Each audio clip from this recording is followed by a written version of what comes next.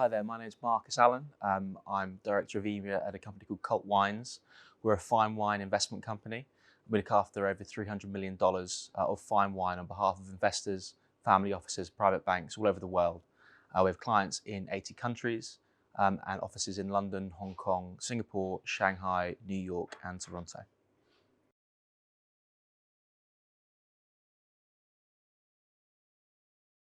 When you're buying wine for everyday consumption, is it worth paying more? Well, it depends on the price point you're talking about. Is it worth paying £10 a bottle rather than £5? Yes, it is, because at the end of the day, it costs a certain amount of money to put that wine into a bottle.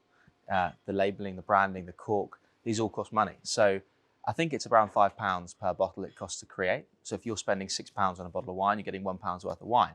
But if you're spending £10 or £20, the amount of, or the quality of the wine is going to be immeasurably better.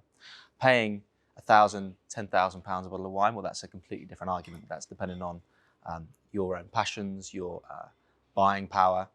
Is a £10,000 bottle of wine 100 times better than a £100 bottle of wine?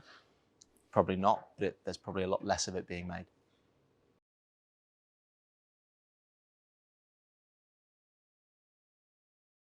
I would definitely say don't necessarily look at the price. A lot of times I go for lunch or dinner and people go, right, let's buy a bottle of wine. My price point is £60. And all they do is they look at the wines in and around that price and decide that that's what they want to spend and that's what they want to buy.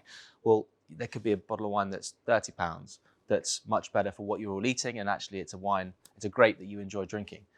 So I wouldn't be a stickler on how to get the best value from a wine list. I'd look at what you're eating, what you like to drink, and go from there.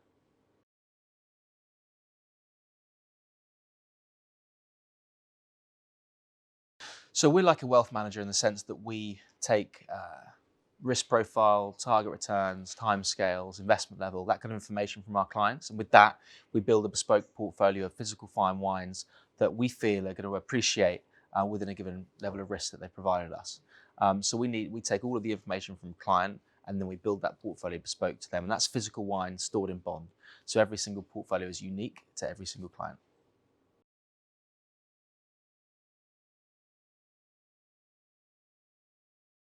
Culture, value, and ethos are vitally important in our company and in any team environment, I believe. I listen to various podcasts, and a Dan Carter quote from the New Zealand All Blacks is that they have a strict rule of no arseholes. And I think it's the same for us.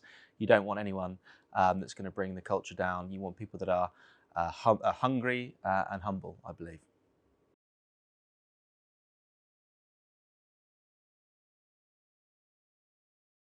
I feel that in any team environment, I'd say teamwork is the most important cog. Reason being is, if you're one person, you're never going to strive to achieve the kind of levels of performance that a whole company can do if you all work together. And that's the same for our company. You have the portfolio managers that are tasked with getting the best level of return for the clients. You have the relationship managers that are tasked with having the best relationship possible with our clients. You have marketing who are tasked with going out to the world and showing who we are and what we can do. And you have operations that put it all together, the finance guys. So without each individual section working together well, you're not going to have a well-functioning business.